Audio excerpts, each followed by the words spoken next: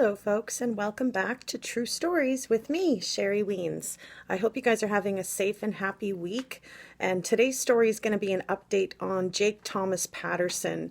Now, Jake Thomas Patterson was the gentleman that kidnapped Jayme Closs, shot and killed both of her parents, Denise and James, in their Barron, Wisconsin home in the middle of the night on October 15th. And, she was missing for 88 days before she courageously, decided to escape and, go against his words while he was gone and save herself. Now, one of the news reporters with Care TV named Lou Ragoose had decided to write Jake Thomas Patterson a letter in the prison, not knowing if he was going to respond to the letter or not.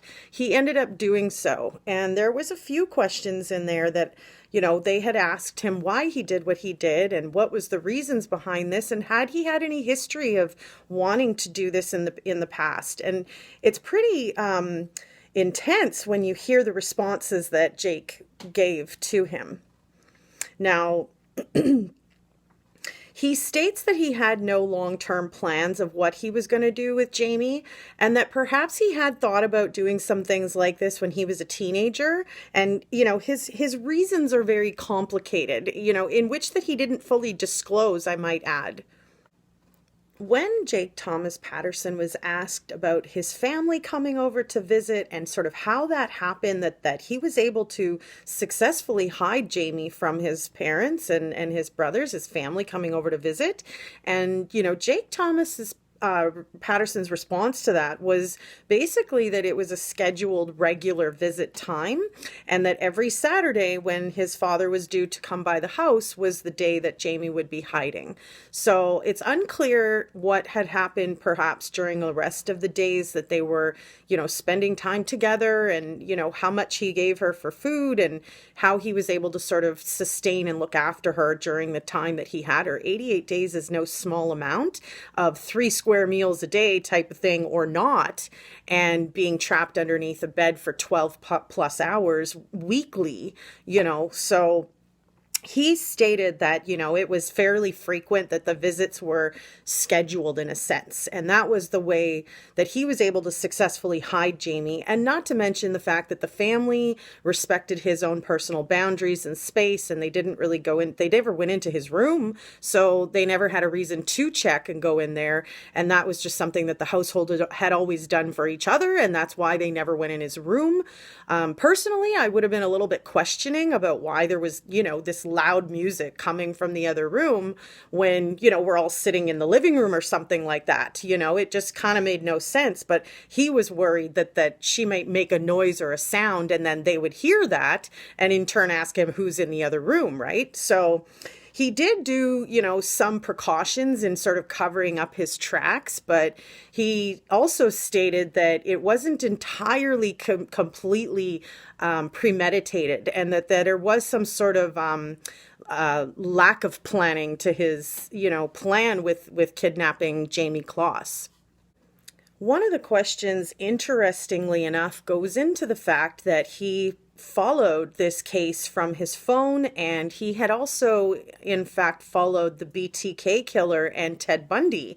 And he was a little bit envious at the attention that they got. And although he didn't feel that he himself was a serial type killer, he seemed to be having, these odd feelings of admiration, almost in a sense, that he wanted to aspire to have that kind of attention in some way, which is just odd and very, very disturbing. So, thankfully Jayme was able to successfully escape from Jake Thomas Patterson. Who knows what he would have done with her over what amount of length of time, and courage is the only way that I can express that Jayme reacted with. It's amazing that at her age that she was able to do something like that, and take control of a horrible situation and bring herself to safety. I think that's commendable in more ways than one. I'm sure you guys agree.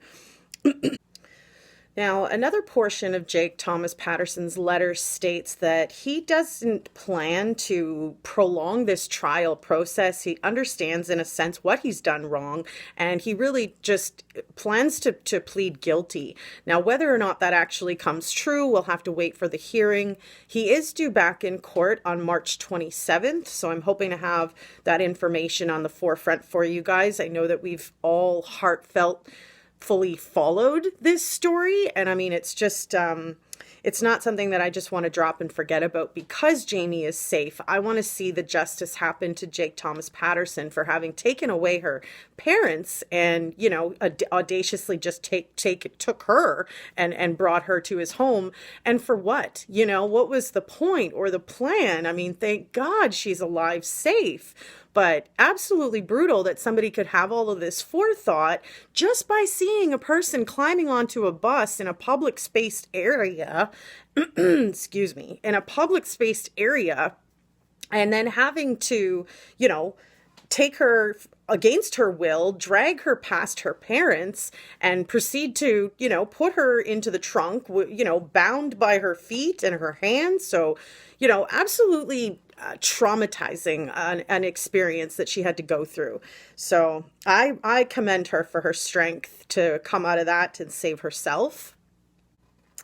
Now, on the back of the letter, Jake Thomas Patterson wrote to Jayme Closs a sort of an apology, if you will.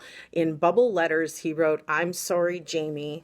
And then underneath, he wrote, "For everything," and finished it with, "I know it doesn't mean much," you know. Absolutely horrible that this guy decided to completely ruin Jayme Closs's life by taking away the support system of her parents that she loved and you know, was very close with. And, you know, huge that she had to witness what had happened. Everybody in that house court kind of knew what was happening when it went down. The statement says that, you know, James said he's got a gun, he's got a shotgun.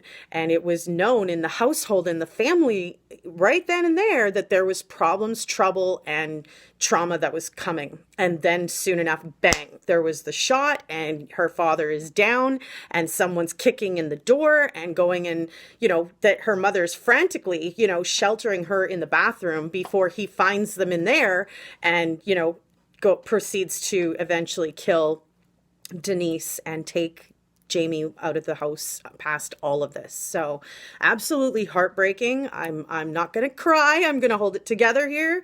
But I find that it's just, it's absolutely horrible, this crime that's happened to this family. And, you know, I hope that they're able to come out of it even stronger in the end. And I hope that the community support with her and everybody that's helped and kept her name alive and kept her, you know, photo out in the social media presence in order to not allow this story to die. I think the attribution together that we all did definitely helped, and I'm sure that she feels the love from that, you know. I also have a special announcement for this month's giveaway. So if you're somebody who's interested in winning a special treat, then stay tuned. So the draw I'm planning to do on Friday, March 22nd, and if you're interested in entering for this beautiful ring, I suggest that you let me know. This is a beautiful ring from Charmed Aroma, and it has the size and the code so you are able to look up the value of the gift for yourself. It's a beautiful princess cut, size 9. I love the ring. It's beautiful, but I think that someone else could get a lot better use out of this than me. So if you are interested, I would like to give this to somebody who is a viewer of mine, and I hope that you guys come over and join for the giveaway live on Friday, March 22nd. Thanks for watching. To enter this draw, simply put your name below, and I will put your name into the draw box. And good luck to all. So I thank you guys for watching. If you enjoyed this video update, feel free to give it a thumbs up. And if you have any comments to add, please fill it into the comment section. I love hearing from you guys. I hope you have a wicked day. Stay safe out there, and we'll see you again soon for another true story with me, Sherry Wiens. Bye for now.